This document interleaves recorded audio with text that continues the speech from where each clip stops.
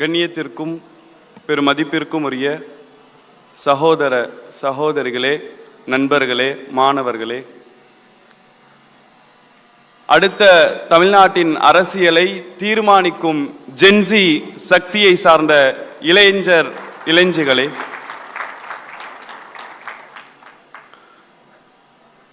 கூடியிருக்கக்கூடிய கூட்டம் நாங்கள் எதிர்பாராத ஒரு கூட்டம் என்பதால் எந்த விஷயத்தை பேசுறது, எங்க இருந்து துவங்கிறது என்று ஏராளமான குழப்பங்கள் இருக்கு.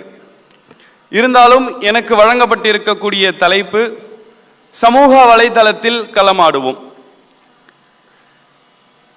இந்த அரங்கில் அமர்ந்து கொண்டு எத்தனையோ கொள்கைகளை பேசிய தலைவர்களை தமிழ்நாடு கண்டிருக்கிறது, திராவிட முன்னேற்ற கழகம் கண்டிருக்கிறது. ஆனால் சமூக வலைதளத்தில் களமாட வேண்டும், சமூக வலைதளத்தில் இளைஞர்களுடைய பங்களிப்பு இருக்க வேண்டும் என்று பேசக்கூடிய தேவை இன்றைக்கு எதற்காக ஏற்பட்டிருக்கிறது என்று சொன்னால்,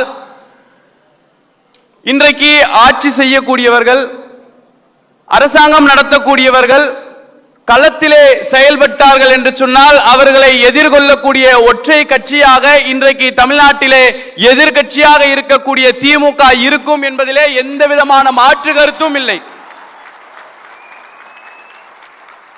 ஆனால் இன்றைக்கு இருக்கக்கூடியவர்கள் வார்டு உறுப்பினர், கவுன்சிலர், எம்எல்ஏ, மாண்புமிகு அமைச்சர்கள் எல்லாரும் சமூக வலைதளத்தில் அரசியல் செய்வதால் அவர்களை எதிர்க்க வேண்டும் என்றால், அவர்களுடைய பாணியில் அவர்களுக்கு பதில் சொல்ல வேண்டும் என்றால், ஜென்சி தலைமுறையினராக இருப்பவர்கள் சமூக வலைதளத்திலே களமாட வேண்டிய தேவை இன்றைக்கு ஏற்பட்டிருக்கிறது.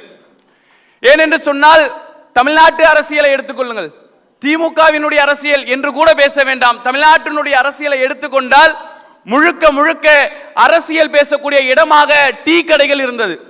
இன்னைக்கும் நீங்க போய் பாருங்க, டீ கடையில் நின்றா ஒரு 2 பெரியவர் இருப்பாரு, 4 மாற்று கட்சியை சார்ந்தவர்கள் இருப்பார்கள்.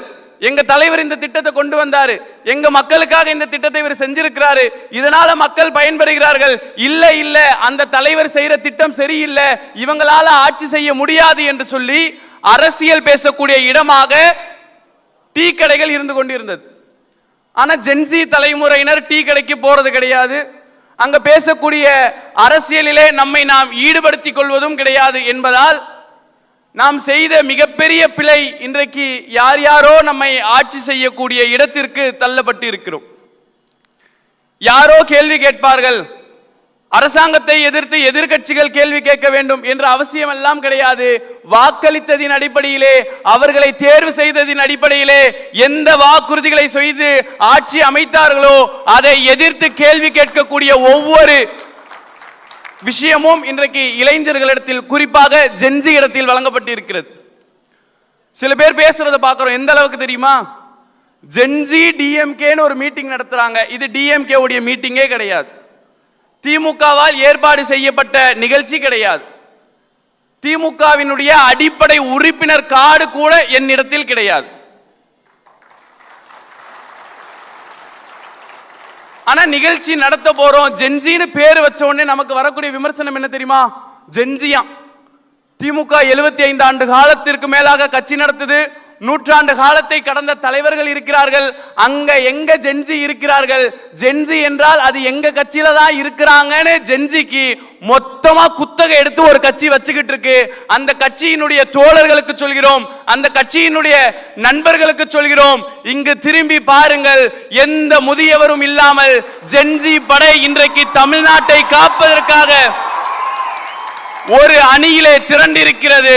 ஜென்சிக்கு வாடகைக்கு காப்பிரைட்ஸ் நீங்க எடுக்க வேணாம், ஆல்ரெடி திமுக வாங்கி வச்சிருக்கு, இன்றைக்கு இந்த இடத்துல கூடி இருக்கு. எதுக்காக இந்த கூட்டத்தில் கூடணும்? எதுக்காக நாம் இவர்களை ஆதரிக்க வேண்டும்?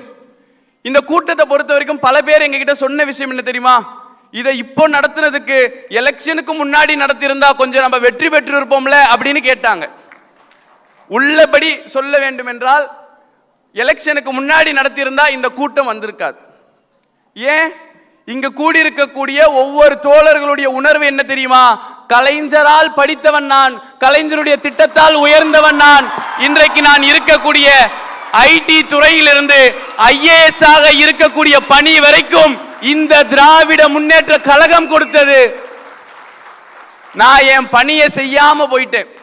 கூட கம்பெனில வேலை செய்யறவன் அவன் இந்த தலைவர் வராரு, நடிகர் வராரு, அவருக்கு ஓட்டு போடணும்னு பேசும்போது என்ற நடிகருக்கு என்னடா தெரியும், இங்க ஒரு தலைவர் மக்களுக்காக களத்துல நின்றுகிட்டு இருக்கிறாரு, இந்தி திணிப்பு போராட்டத்தில் நிக்கிறாரு, மாநில சுயாட்சிக்காக பேசுறாரு, இந்தியாவிலே பெண்களுடைய உரிமைக்காக பேசுறாரு, இவர் தலைவரா அவர் தலைவரா என்று ஆதரிக்கக்கூடியவர்கள் கூட பேச தவறிவிட்டோம். அதனால்தான் இந்த தேர்தலிலே தோல்வி அடைந்து விட்டோம் என்ற சங்கடம் நம்மை இந்த இடத்திற்கு அழைத்து தள்ளி இருக்கிறது. உண்மைதானே? அப்படி என்றால் நாம் செய்ய வேண்டியது என்ன? கலைஞரால் பயனடைந்தவர்களால் மீண்டும் தமிழ்நாட்டை இவர்கள் தான் ஆள வேண்டும். இன்ஃப்ளூயன்சர்ஸ் சமூகத்தில் மிகப்பெரிய அந்தஸ்தில் இருக்கிறாங்க. போடக்கூடிய பதிவுகள் என்ன, மாற்றக்கூடிய நினைக்கக்கூடிய மாற்றங்கள் என்ன தெரியுமா?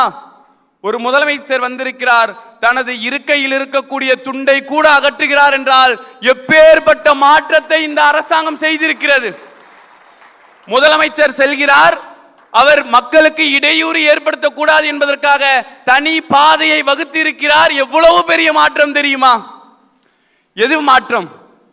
பெண்களுக்கு சொத்துரிமை வழங்காத நேரத்திலே சொத்துரிமை வழங்கியது மாற்றமா, அல்லது பெண்கள் கற்பழிக்கப்படும் பொழுது அதை எதிர்த்து அரசியல் பிரச்சார களத்திலே பேசியவர் இன்றைக்கு நாளுக்கு ஒரு குற்றம் நடைபெறுகிறது. காதலி திருமணத்துக்கு ஒத்துக்க மாட்டேன்றா, வீட்டுல பெட்ரோல் குண்டு போடுறான், 10 வயது சிறுமிய ஒருத்தன் சாக்லேட் கொடுத்து கூட்டிட்டு போய் கெடுக்கிறான், அவனை எதிர்த்து களமாடினால் நமக்கு அவர்கள் வைக்கக்கூடிய பேர் என்ன? கொத்தடிமை. We are proud கொத்தூஸ். உங்களை எதிர்த்து கேள்வி கேட்டால் கொத்தடிமைகள் என்றால் மீண்டும் மீண்டும் சொல்வோம், நாங்கள் கொத்தடிமைகள் தான், இது கொத்தடிமை கூட்டம் தான். பதிவு என்ன தெரியுமா? யாரு வர போறா? 20 பேர் கூட வர மாட்டாங்க. இதுக்கு ஒரு நிகழ்ச்சியா? இப்ப கூட பதிவு போடுவாங்க. வந்திருக்கக்கூடிய மாற்று கட்சியை சார்ந்த துரந்தர் அவர்களுக்கு, அது பேர் என்ன, அம்சா அலியா, அம்சா அலி தோழர்களுக்கு இந்த நிகழ்ச்சி முடிந்ததுக்கு பிறகு டிஎம்கே ஜென்சி மீட்டுக்கு போனோம், ஆனா என் வால்பேப்பர்ல என் தலைவன் தான் இருக்கிறான்னு வீடியோ போடக்கூடிய தோழர்களுக்கு சொல்கிறோம், இங்க இருக்கக்கூடிய யாருக்கும் பணம் தரவில்லை. இங்கு கூடியிருக்கக்கூடிய கூட்டத்திற்கு உணவு கூட தரவில்லை. எங்களால் என்ற டீய கொடுத்தோம், பிஸ்கோட்டை கொடுத்தோம். இன்றைக்கு கூடி இருக்கிறார்கள். ஒரே நாளிலே அறிவிப்பு செய்யப்பட்டு கூட்டப்பட்ட கூட்டம் இது. இந்த கௌரவம், இந்த பெருகத்தை காக்க நினைத்தார்கள். 2026 திராவிட முன்னேற்ற கழகம் தோல்வி அடைந்திருக்கிறது என்ற நிலை வந்தவுடன் மீண்டும் இந்த கழகத்தை காப்பதற்கு 2011 கூடிய கூட்டம் இன்றைக்கு 2026 ஜென்சி டிஎம்கே என்ற பெயரிலே கூடியிருக்கிறது என்று சொன்னார். அவருடைய பதிவு எங்களை இன்னும் உத்வேகப்படுத்தியது. சரி, அப்ப சமூக வலைதளத்தில் களமாடணும். சில செய்திகளை சொல்லி முடிச்சுக்கிறேன். நானும் சமூக வலைதளத்தில் இருக்கேன், ஆனா பேசினா முத்திர குத்துறாங்க, பேசினா ஐடியா பிளாக் பண்றாங்க, பேசினா எங்களுடைய குடும்பத்தையே இழுத்து பேசுறாங்க. நாகரிக அரசியலை செய்த வந்தவர்கள், மாற்று அரசியல் செய்த வந்தவர்கள், அவர்களுடைய ஆதரவாளர்கள். கோயம்புத்தூர்ல ஒரு பொண்ணு 10 வயது சிறுமி கடத்தப்பட்டு பாலியல் பலாத்காரத்திற்கு ஈடாக்கப்பட்டிருக்கிறார் என்ற செய்தி வந்தவுடனே ஒருவன் போடுகிறான், ஒரு மிட்டாய்க்கு ஆசைப்பட்டு அவரோடு படுக்க சென்றால் அதற்கு முதலமைச்சர் பொறுப்பா என்று ஒருவன் சமூக வலைதளத்தில் பதிவிடுகிறான். அவனை கைது கூட செய்யாமல் இந்த அரசாங்கம் இருக்கிறது என்று சொன்னால் இப்படி ஒரு அரசாங்கம் எதற்கு வேண்டும்? அப்போ சமூக வலைதளத்தில் பதிவை போடக்கூடியவங்க, சோசியல் மீடியால இருக்கக்கூடியவங்க யோசிச்சு பாருங்க. இந்த கழகத்தினுடைய தலைவர், முன்னாள் முதலமைச்சராக இருந்தவர் முத்தமிழறிஞர் கலைஞர் அவர்கள் தன்னுடைய 89வது வயதிலே ட்விட்டர் தளத்தை ஆரம்பித்து சமூக வலைதளத்திலே களமாடினார். இன்றைக்கும் நீங்கள் எக்ஸ் தளத்திற்கு சென்றால் கலைஞர் என்று போட்டுவிட்டு பக்கத்திலே 81.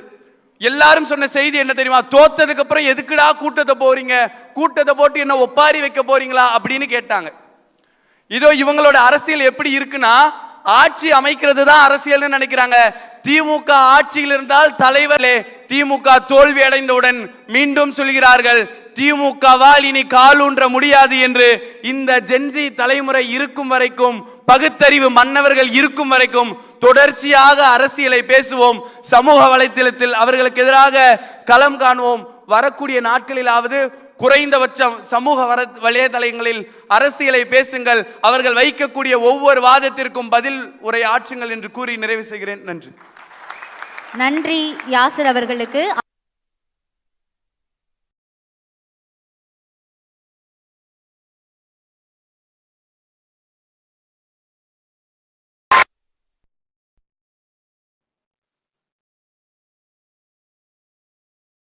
இருக்கக்கூடிய திராவிட முன்னேற்ற கழகத்தின் உடன்பிறப்புகளே, ஜென்சி தலைமுறையினரே, நாளைக்கு ஒருத்தன் இன்ஸ்டாவில் எழுதுவான், இப்படி ஒரு ஃபோட்டோ எடுத்துப்பான், ஜூம் பண்ணி ஒரு ரவுண்ட் பண்ணுவான், அங்கே பாரு அவருக்கு ஒரு 50 வயசு இருக்கும், இங்கே பாரு இவருக்கு ஒரு 60 வயசு இருக்கும், இங்கே பாரு இவங்கெல்லாம் காலங்காலமாக திமுக. அவங்க கண்ணுக்கு அது மட்டும் தான் தெரியும். என் கண்ணுக்கு என்ன தெரியுமா தெரியுது? அங்க ஒரு வயசு குழந்தை இருக்குது.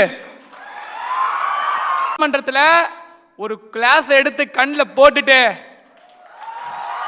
ஒரு மனுஷன், ஒரே மனுஷன் மக்களை பிரிக்கும், நல்லா கேளுங்க, மக்களை பிரிக்கும் சனாதனம் ஒழித்தப்பட வேண்டும் சொன்னாரா? துணிவான இளைஞன், இந்தியாவின் இரும்பு இளைஞன், எங்கள் அண்ணன், என் உயிரிலும் மேலான அண்ணன், அண்ணன் உதயநிதி ஸ்டாலின் சொன்னாரா? கொத்தடிமை சொன்னியே, 200 சொல்றியே. அனைத்து மாவட்டம் ஃபுல்லா போனாங்க.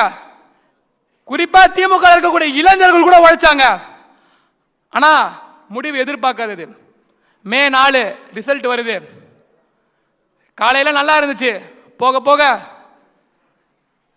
அந்த நிமிஷம் ஏத்துக்க முடியல. மதியம் 3 மணிக்கு அறிவிக்கிறாங்க, தலைவர் தொகுதியில கொளத்தூர்ல தோத்துட்டாருன்னு வந்துச்சு. ஏத்துக்கவே முடியலதான், ஏத்துக்க முடியாத ஒரு விஷயம் தான். இன்னைக்கு நினைச்சாலும் கண்ணு கலங்குது. ஆனா அன்னைக்கு நைட்டு போன் எடுக்கிறேன், 6 மணிக்கு போன் எடுத்து பார்க்கறேன், இன்ஸ்டாகிராம் போறேன், ரெக்வஸ்ட் ஓபன் பண்றேன், 5 message. bro I want to join DMK bro I want to join DMK bro I want to join DMK bro. ஏய், வெட்ட வளைய, இது வாழை மரம் இல்லடா, வாழையடி வாழையா இருக்கு, ஆலமரம் இல்ல திமுக. இளைஞர் இல்லைன்னு சொன்னாங்க. காலையில நாங்க கூட வேண்டிய இடம் கொளத்தூர். எங்க கொளத்தூர்ல எங்க தலைவரை தோக்கடிச்சிட்டு திமுக அழிஞ்சிருச்சு, திமுக ஒழிஞ்சிச்சு நீங்க எழுதுறீங்க. நான் அடிச்சு சொல்றேன், நாங்க கூட வேண்டிய இடம் கொளத்தூர், நாங்க போக வேண்டிய இடம் கொளத்தூர். அங்க விதையா நாங்க விதைக்கப்பட்டிருக்கோம். அடுத்த தலைமுறைக்கு திமுகவை எடுத்து செல்ல வரைக்கும் ஓய மாட்டோம் என்று சொல்கிறேன். கேட்ட எல்லாருக்கும் சொன்னேன், ப்ரோ திமுக ஜாயின் பண்ணோம், எதனா ப்ரொசீஜர் இருக்கா, எப்படி நம்ம மெம்பர்ஷிப் கார்டு வாங்கலாம், என்ன பண்ணலாம் சொல்லுங்க, கொஞ்சம் ரீச் பண்ண சொல்லுங்கன்னா.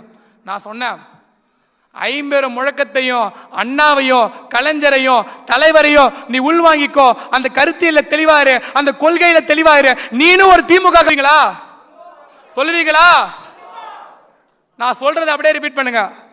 அண்ணா வழியில் அயராது உழைப்போம், ஆதிக்கமற்ற சமுதாயம் அமைத்தே தீருவோம், இந்தி திணிப்பை என்றும் எதிர்ப்போம், வன்முறை தவிர்த்து வறுமையை வெல்வோம், மத்தியில் கூட்டாட்சி, மாநிலத்தில்.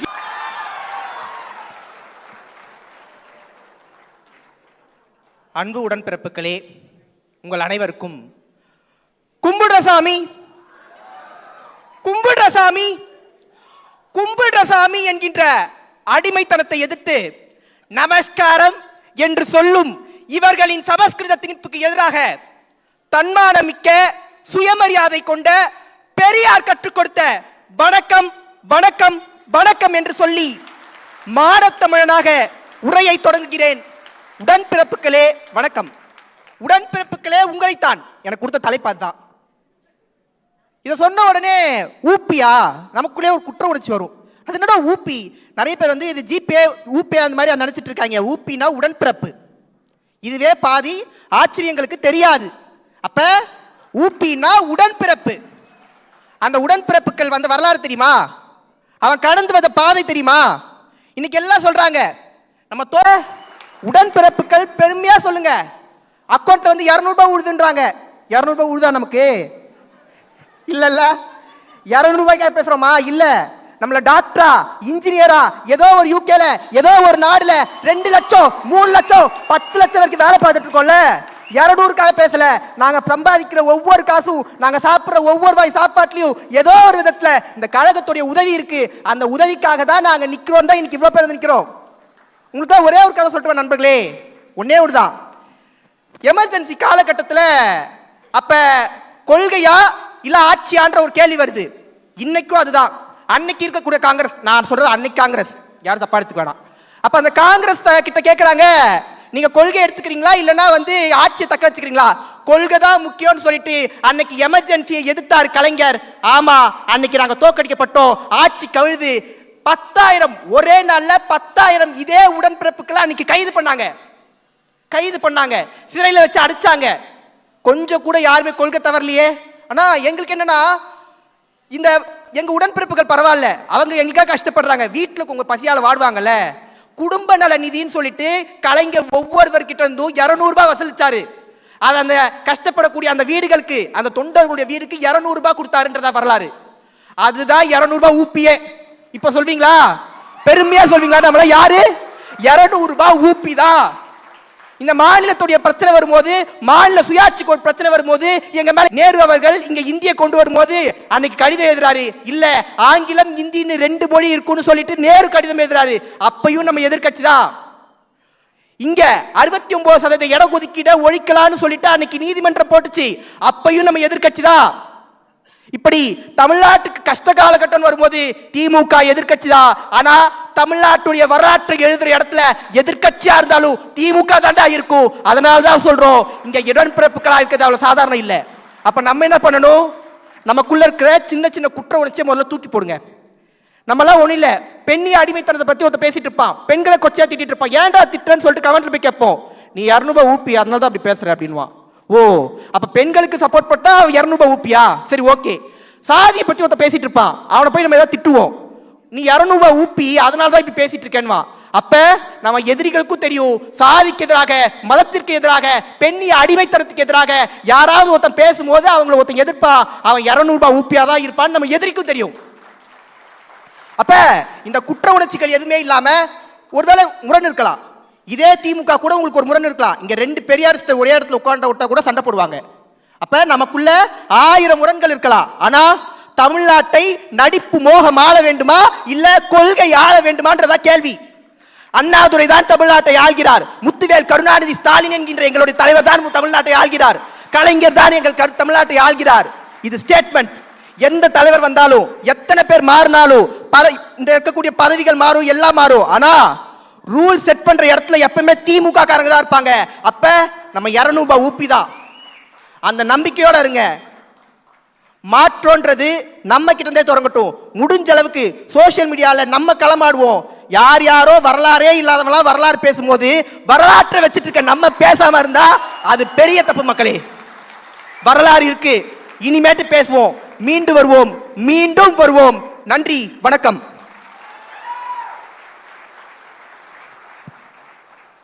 தோழர் ஹேமந்த் அவர்களுக்கு நன்றி. அடுத்ததாக வீடுகளில் திமுக என்கின்ற தலைப்பில் ராஜராஜேஸ்வரி அவர்களை பேச அன்போடு அழைக்கின்றேன். எல்லாரும் எப்படி இருக்கீங்க? நல்லா இருக்கீங்களா? ஹாய், எல்லாருக்கும் வணக்கம். ரொம்ப சந்தோஷம் உங்க எல்லாரும் இங்க பார்க்கறதுல. வீடுகளில் திமுக அப்படின்னு நான் ரொம்ப வேண்டி இந்த தலைப்பை எடுத்தேன். காரணம் என்னன்னா, நம்ம நிறைய சாதிச்சிருக்கோம், நம்ம எல்லாருக்கும் தெரியும். ஆனால் தற்பொழுது எதற்காக வீடுகளில் திமுக அப்படின்னா, நம்ம வீட்டில் நம்ம சொந்தக்காரவங்க நிறைய பேர் இருப்பாங்க, பக்கத்து வீட்டில் நிறைய பேர் இருப்பாங்க. ஒரு ஃபங்க்ஷனுக்கு போகிறோன்னு வச்சுக்கோங்களேன். அந்த ஃபங்க்ஷனில் நம்ம அரசியல் பேச முடியுமா? நம்ம ஒரு ஃபங்க்ஷனில் அரசியல் பேச முடியுமா? ஏன் விரும்புறது கிடையாது. ஏன்னா ஃபர்ஸ்ட் எடுத்தோன்னே என்ன சொல்லுவாங்கன்னா, பிரச்சனை வந்துடும், சண்டை வந்துரும்பாங்க. இதுதான் நம்ம திருத்திக்க வேண்டிய இடமா நான் பார்க்குறேன். வீடுகளில் திமுகனா ஒரு ஃபங்க்ஷன் நடக்குதுனாலோ, இல்லை உங்கள் வீட்லையோ, உங்களுடைய குழந்தைகள் கிட்டையோ, இல்லது உங்கள் அக்கா கிட்டையோ, அண்ணன் கிட்டையோ, தம்பி கிட்டையோ, உங்களுடைய பெரியம்மா பெரியப்பான்னு எந்தவித வயது வித்தியாசம் இல்லாமல் வீட்டில் சண்டை போடாம எப்படி அரசியல் பேசணுங்கிற பக்குவத்தை நம்ம கத்துக்க தெரிஞ்சுக்கணும். அதாவது எடுத்தோனே இப்ப நம்ம சைடு நியாயம் இருக்குனாவே கோவம் சும்மா சுருன்னு ஏறும்தான், அதெல்லாம் இருக்கதான் செய்யும். ஆனா என்ன பண்ணணும், அதை கட்டுப்படுத்தி கொண்டு நம்ம என்ன பண்ணணும்னா, பொறுமையாக நிதானமாக, நம்ம கிட்ட ஃபேக்ட் இல்லையா, உண்மை இல்லையா, எல்லாமே இருக்கு. we have all the fact. நம்ம தமிழ்நாடு growthல திமுக எந்த அளவுக்கு இருக்குங்கிற ஃபேக்ட் நம்ம கிட்ட இருக்கு. அப்படி அந்த சூழ்நிலையில இந்த விஷயம் நம்ம வந்து நம்மளுடைய ஃபேமிலி கிட்ட எந்த அளவுக்கு வந்து இன்ட்ராக்ஷன் பண்ணுறோம் அப்படிங்கிறது ரொம்ப முக்கியம். இப்போ ஒரு எக்ஸாம்பிளுக்கு பார்த்தீங்கன்னு வச்சுக்கோங்களேன், இப்போ டிவியில் நியூஸ் ஓடுது, உதயநிதி அவர்கள் சனாதானத்தை பற்றி ஒரு கருத்து சொல்கிறார், சரியா? அந்த அவர் கருத்து சொல்கிறது பயங்கரமாக எங்கே பார்த்தாலும் பேசப்படுது. இதை உங்களுடைய அம்மா கடந்து போகிறார், அப்பா கடந்து போகிறார், வீட்டில் இருக்கவங்க கூட எல்லாருமே கடந்து போகிறாங்க, சரியா? இந்த இடத்துல அவங்களுக்கு என்னவா இது பதியுதுங்கிறத நீங்கள் நோட் பண்ண வேண்டியது முக்கியம். திராவிட இயக்கத்தின் தோழர்களே, அவங்களுக்கு இந்த விஷயம் என்னவாக பதிகிறது? நம்ம எல்லாரும் சாமி வேண்டாம் நான் சொல்கிறோம் கிடையாது, சாதி வேண்டான்னு சொல்கிறோம். ஏன் சனாதானத்தை ஒழிப்போன்னு உதயநிதி அவர்கள் சொன்னார்னா, டே சாமி வேண்டான்னு நான் சொல்லலை, சரியா? எல்லாரும் சாமி கும்பிடணும்னு சொல்கிறோம், சாமி வேண்டான்னு சொல்லலை, சாதியும் தீண்டாமையும் தான் வேண்டான்னு சொல்றாருங்கிற அந்த விஷயத்தை உங்க குழந்தைகளுக்கும் பெரியவர்களுக்கும் கடத்த வேண்டியதன் முக்கியத்துவத்தை நீங்க அங்க புரிஞ்சுக்கணும். ஆக நம்ம வீட்டில் அரசியல் பேசணும். இன்னையிலிருந்து பொறுமையாக நிதானமாக நம்மிடம் வாதாடக்கூடியவர்களிடத்தில் அரசியல் பேச நாம் முன்னிடைய வேண்டும். இப்போ அண்ணா, அறிஞர் அண்ணா நமக்கு எல்லாருக்குமே தெரியும்ல. அறிஞர் அண்ணா வந்து யாருனுடைய தொண்டர்? பெரியாருனுடைய தொண்டர். அவருக்கு எந்த அளவுக்கு பெரியாரை பிடிக்கும்? அவரு கோர பெரியாருடைய தொண்டர், அப்படிப்பட்ட ஒரு எழுச்சியான தொண்டர். ஆனா அறிஞர் அண்ணா பெரியாரை கேள்வி கேட்டார். ஏன் கேள்வி கேட்டார்? சண்டை போட்டார் தானே, நமக்கெல்லாம் வரலாறு தெரியும். என்னது? சண்டை போட்டாரு, வெளியில போனாரு, கோவப்பட்டாரு. ஏன் கோவப்பட்டாரு? ஏனென்றால் அறிஞர் அண்ணாவுக்கு தெரியும், அவர் பெரியார் என்ற தனி மனித வழிபாட்டுக்கு செல்லவில்லை. பெரியார் என்ற தனி மனித வழிபாட்டுக்கு செல்லவில்லை, பெரியாரின் கொள்கையின் பின்னால் போனார். அவர் எங்கோ ஒரு இடத்தில் நிற்கிறார் என்றால் அதை கேள்வி கேட்கின்ற அளவிற்கு தலைமைக்கும் தொண்டனுக்கும் இருக்க வேண்டிய இடைவெளியை பற்றி நான் இங்க பேச வரேன். இதை உங்க பிள்ளைங்களுக்கு நீங்க கடத்த வேண்டியதன் முக்கியத்துவம். யாராக இருந்தாலும் உங்க வீட்டில் இருக்கக்கூடியவங்கள்ட்ட ஒரு தனி மனித வழிபாடுங்கிறது கடவுள் வழிபாட்டுக்கு சமமானது. ஆமா தானே? ஏன்னா அவங்க தப்பே பண்ணாலும், காதலிக்கிற பிள்ளைங்களாம் நீங்க பார்த்துருப்பீங்க, என்ன சொல்லுவோம் நம்ம, அவங்களுக்கு அவங்க தப்பே பண்ணாலும் சரி போல தெரியும். அதனால் தனி மனிதர் பற்று அல்லது வழிபாடு அப்படிங்கிறது அவங்க என்ன பண்ணாலும் சரிங்கிற மனநிலையைத்தான் ஒரு மனிதனுக்குள் விதைக்கும். அப்ப இங்க தனி மனித வழிபாடு தவறானது. இப்ப நம்மளுடைய ஸ்டாலின் ஐயா இருக்கார், அவர் நமக்கு பிடிக்கும் அப்படின்னா அவரோட ஸ்டேட்மென்ட்ஷிப் பிடிக்கும், அவருடைய லீடர்ஷிப் குவாலிட்டி பிடிக்கும், ரொம்ப தன்மையான ஒரு பொலிட்டிக்கல் லீடர் அவர், அதனால பிடிக்கும். நாளைக்கு அவர் ஏதோ ஒரு இடத்துல விலகி நிற்கிறார்னா நம்ம கேள்வி கேட்போமா மாட்டோமா? அதுதான் தலைமைக்கும் தொண்டனுக்கும் கொள்கைக்கும் கட்சிக்கும் உள்ள உறவு.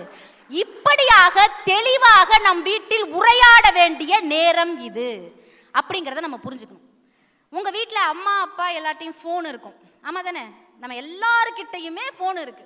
இப்போ இந்த ஃபோன்ல சர்ச் இன்ஜின் எப்படி மாறி இருக்கு அப்படின்னா, உங்க அம்மாவோட ஃபோன்லையோ இல்லை நீங்கள் உங்கள் அப்பாவோட ஃபோன்லையோ உங்கள் அக்கா தங்கச்சி யார் ஃபோன்லையாலோ நீங்கள் அவங்களோட ரெக்கமெண்டேஷன் வீடியோஸை நீங்கள் எடுத்து பாருங்க. இப்போ ஒரு எக்ஸாம்பிளுக்கு, அதிகமான சளி, அதிகமான ஜுரம், இந்த ரெண்டும் இருக்கிறவங்களுக்கு நல்ல வெட்டைக்கோழியாக ஒன்று பிடிச்சி அதை அப்படியே எண்ணெயில் போட்டு பொரித்து நல்ல ஐஸ் வாட்டர் பக்கத்தில் வச்சுட்டு நம்ம கார்பனேட்டட் ட்ரிங்க்ஸ் மாதிரி ஏதாவது வச்சுட்டு குடிச்சாதான் சரியாகும்னு ஒரு 10 பேர் வீடியோ போடுறான்னா புரியுதா? எப்படி ஹை கோல்டுக்கு ஹை ஃபீவருக்கு இப்படி பொரிச்ச கோழியையும் கோல்டு வாட்டரையும் தான் குடிக்கணும்னு ஒருத்தன் வீடியோ போடுறான்னா, அதை ஒரு 20 பேர் போடுறான்னா இதுதான் உண்மை போல இருக்கு அப்படிங்கிற மனோபக்குவத்தில் நிறைய வீடியோக்கள் சமூக வலைதளங்களில் அலைந்து கொண்டு இருக்கின்றன. இதை நான் உங்கள் வீட்டில எல்லாம் திருத்த முடியாது. நீங்கள் உங்கள் வீட்டில் இருக்கக்கூடிய தாய் தந்தையர்கள், உங்கள் வீட்டில் இருக்கவங்க யாராக இருந்தாலும் நீங்கள் அவங்களுடைய பர்சனல் லைஃப்பில் கை வைக்க வேணாம்.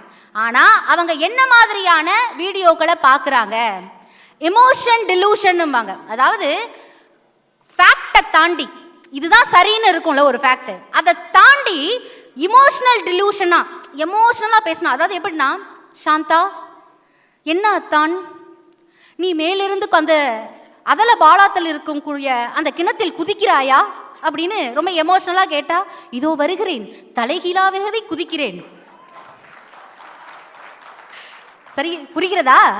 அதாவது எப்படின்னா, அந்த அளவுக்கு நம்மளை மென்டல் டிலூஷனாக நம்ம ஒரு அதல பாதாள கிணத்துக்குள்ள முன்னாடி தான் போயிட்டு இருக்கோம் அப்படிங்கிற அந்த ஒரு உணர்வு கூட இல்லாமல் நம்ம அந்த கிணறு பக்கத்துல போய் நின்றுகிட்டு இருக்கோம்.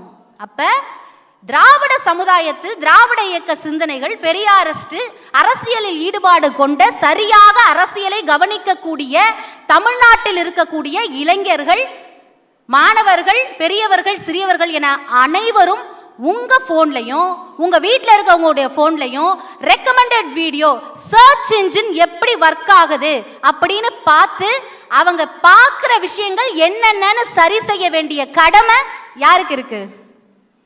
உங்களுக்கு தான் இருக்கு. அதுதான் வீடுகளில் திமுக அப்படிங்கிறது. ஏன் இந்த இடத்துல நீ திமுகவை பத்தி பேசுற அப்படின்னா, இப்போ ஒரு ஹோட்டல் கடைக்காரர் ஒரு ஹோட்டல் கடை வச்சிருக்காரு அப்படின்னா, அவருக்கு அடுத்த ஜென்ரேஷன்ல வர அவங்க அப்பாவும் என்ன பண்ணுவாரு? அதே கடையை போட்டு அதே வியாபாரம் பண்ணுவாரு. அவங்க பையனை என்ன பண்ணுவாரு? அதே வியாபாரம் பண்ணுவாரு. ஆனா திராவிட முன்னேற்ற கழகம் வந்ததுக்கு பிறகு என்னவா மாறி இருக்கு அப்படின்னா, அந்த ஹோட்டல் கடைக்காரரு அந்த பையன் அதே சாப்பாடு கடையை போட்டாலுமே அவன் ஹோட்டல் மேனேஜ் படிச்சுட்டு அவன் அந்த கடையை போடுறான். இங்க படிப்பினுடைய முக்கியத்துவத்தை பத்தி நான் பேசுறேன். நம்ம எனக்கு வேலை தெரியும்னு சொல்லிட்டு நம்ம போல. ஏன் இன்ஜினியரிங் படிச்ச பல பேர் இன்னைக்கு ஹோட்டல் தொழில் ஆரம்பிக்கலையா? எத்தனை பேர் ஆரம்பிச்சிருக்கீங்க? அப்ப படிப்பினுடைய முக்கியத்துவத்தை நம் வீடுகளில் கொண்டு சேர்த்து இருக்கிறதுன்னு சொல்லலாம். ஒரு ஆட்டோ அண்ணன் ஒரு வீடியோ போட்டார், பாத்தீங்களா? ஒரு ஆட்டோ அண்ணன் பார்த்துருப்பீங்கன்னு நினைக்கிறேன். அப்படியே இமோஷ்னலா போட்டார். மா பாருமா, இதான் என் பையன், பாத்தியா அப்படின்னு ஜூம் பண்ணி காட்டினார். என் பையன் இது மாதிரி ஆட்சியில் அவர் இதை அந்த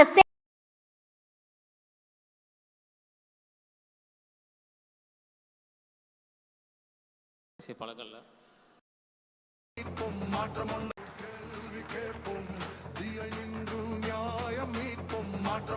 கருப்பு கண்ணாடி, கருப்பு சட்டை, கொஞ்சம் நர்வஸாக இருக்குது. ஆக்சுவலாக மேடையில் பேசி பழக்கம்ல. வந்திருக்கிற இடம்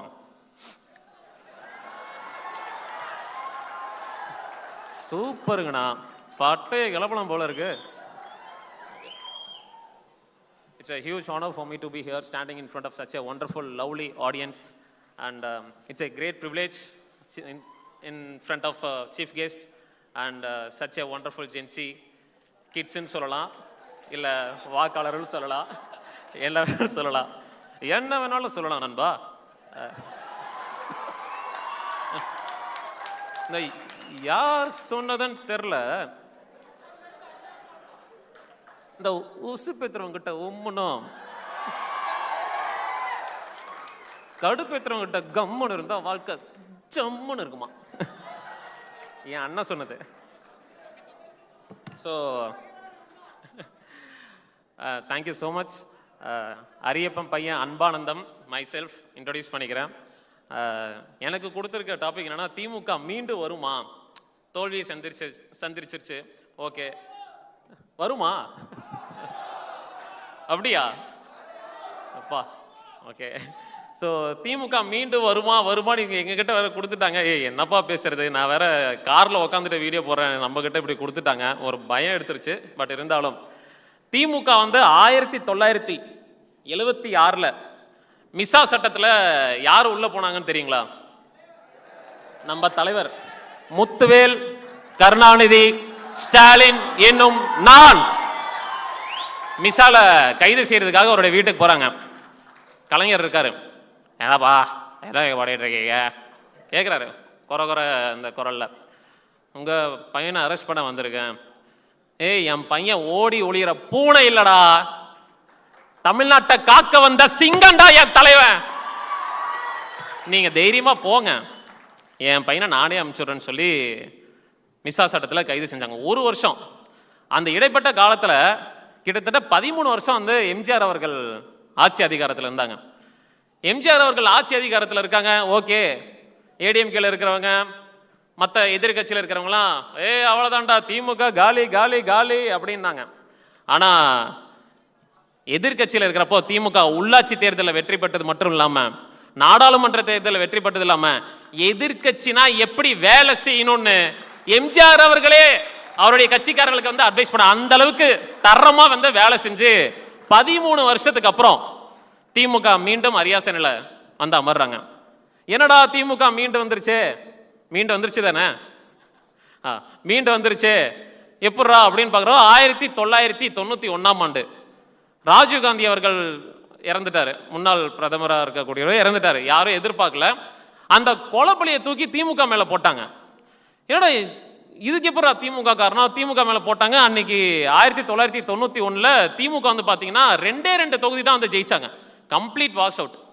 ஏடிஎம்கே வந்து மெஜாரிட்டியோட வின் பண்ணாங்க. இந்த பொய்யான ஒரு கொலைப்பழியை ஏத்து மீண்டும் திமுக எதிர்கட்சியில பம்பரம் மாதிரி வேலை செஞ்சு திமுக திருப்பும் மீண்டு வந்தாங்க.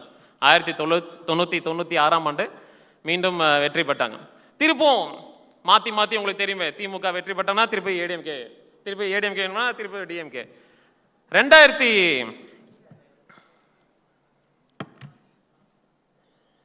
2000 கொஞ்சம் நர்வஸா இருக்கேன்.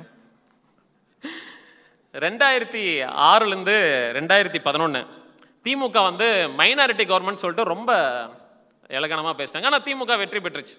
ஆனா மைனாரிட்டி கவர்மெண்ட்னா எப்படி ரன் பண்ணுன்றது இப்ப இருக்கிற ஆட்சியாளர்கள். அண்ணா கேக்குதாண்ணா, நல்லா கேக்குதாண்ணா, மைனாரிட்டி கவர்மெண்ட்னா எப்படி ரன் பண்ணணும்னு என் தலைவன் கலைஞர்கள் அவர்கிட்ட போய் நீங்க கேட்டு தெரிஞ்சுக்கணும்னா 96 இடமோ பக்கம் தான் வந்து திமுக வெற்றி பெற்றிருக்காங்க.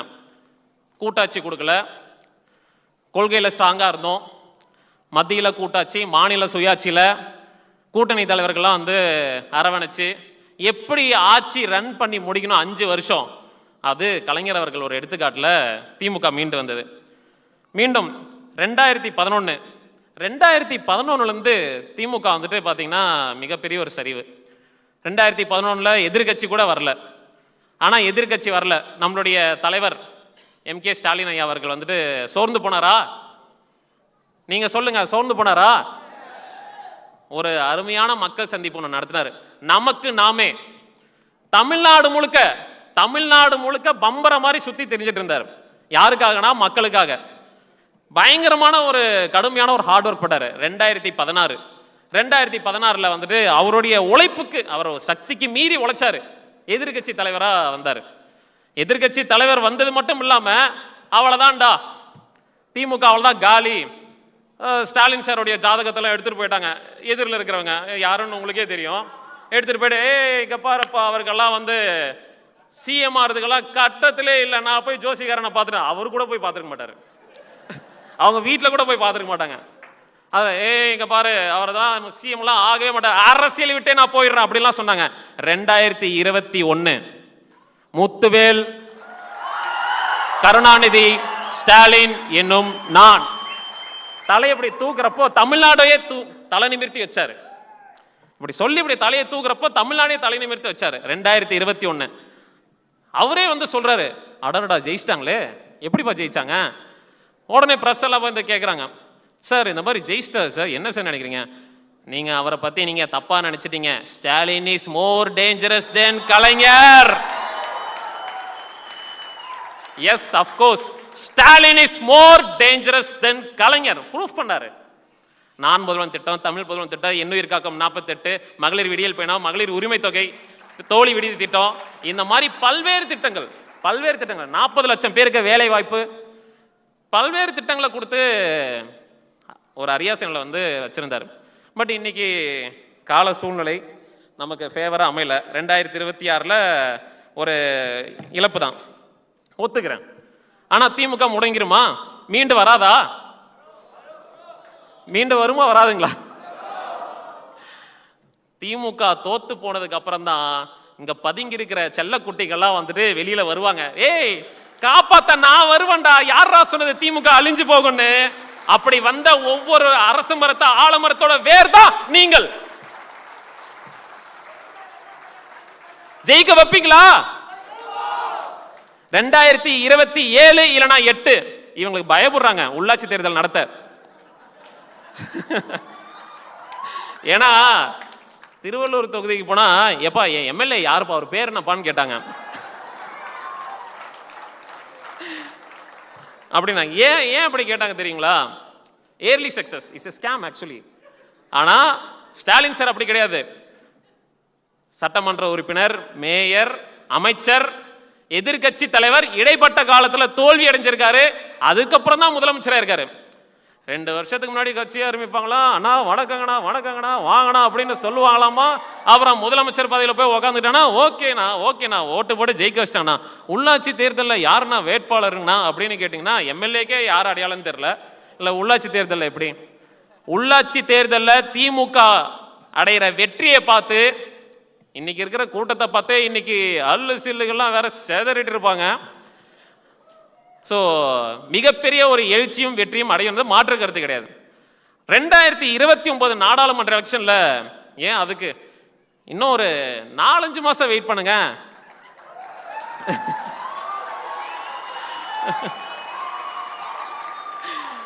நான் எம்எல்ஏ பதவியெல்லாம் ராஜினாமா பண்ணாதீங்கப்பா.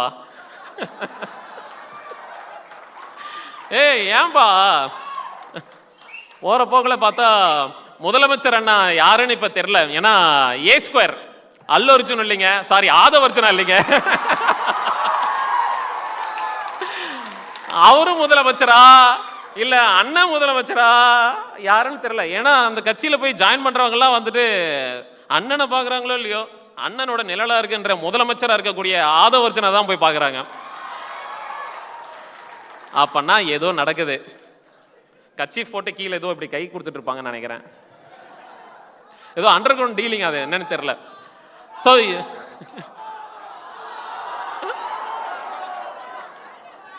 இப்படி பண்ணுவா.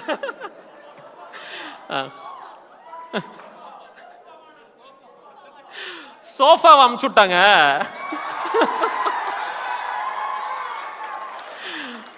குஷன் ரொம்ப ஸ்ட்ராங்கா இருந்தது ஆக்சுவலா. நான் உட்காந்து பார்த்தேன் ஆக்சுவலா. அந்த மாதிரி தேங்க்ஸ் ஃபார் த இன்புட். யார் அங்க கொடுத்தது? ஓகே, சொல்ல மறந்துட்டேன். ஓகே, ஸோ இப்படி இருக்கும் பட்சத்தில் பை எலெக்ஷன்ல 4 தொகுதி, திருச்சி கிழக்கு, சாரி 5 எத்தனை உங்களுக்கே தெரியுமே, 5 தொகுதி. 5 தொகுதியில பை எலெக்ஷன்ல யாரு ராஜினாமா பண்ணாங்க 3+1 4 பேரை கூட நிக்க வைப்பாங்க. அவங்க உண்மையாவே தூயாச்சு கொடுக்கறதா இருந்தா அவங்க கட்சிக்காரன் நிக்க வைக்க மாட்டாங்க. இப்ப போய் ஜாயின் பண்ணி தான் நிக்க வைப்பாங்க. மோதி பாத்துடலாம் வாங்க நீங்களா நானே. திமுக தோல்வியில இருக்கிறப்பதான்டா ஒவ்வொரு தொண்டனும் நாடி நரம்பு ரத்தம் எல்லாம் சூடாய் களத்துல இருந்து வெறியோடு மேல வருவான்டா. அன்னைக்கு இருக்குடா 50-60 இருக்கிற திமுக காரனை பாப்பீங்களா நீங்க? ஜெயிச்சு காட்டுமா இல்லையா? பாருங்க பாருங்க, உங்களுக்கு இல்ல அவருக்கு.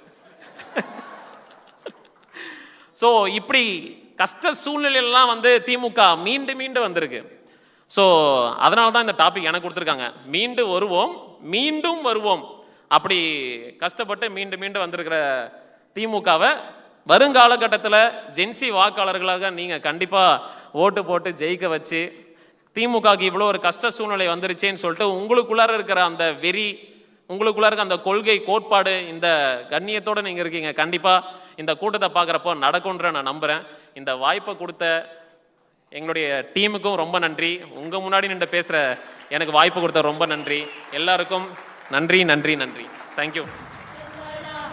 அன்பானந்தம் அவர்களுக்கு நன்றி. வந்து சோஃபால உட்காருங்க. அடுத்ததாக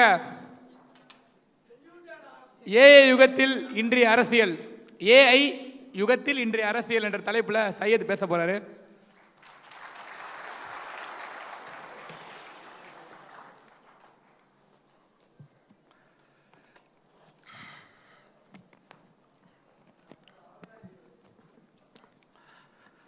கருப்பேன் குசும்பக்காரன் அப்படிங்கிற மாதிரி அது என்னமோ தெரியல, கருப்பு கண்ணாடியை போட்டாலே இந்த மாதிரி இயல்பாவே பேச தோணுன்னு நினைக்கிறேன் நம்மளுடைய கழக தோழர்களுக்கு.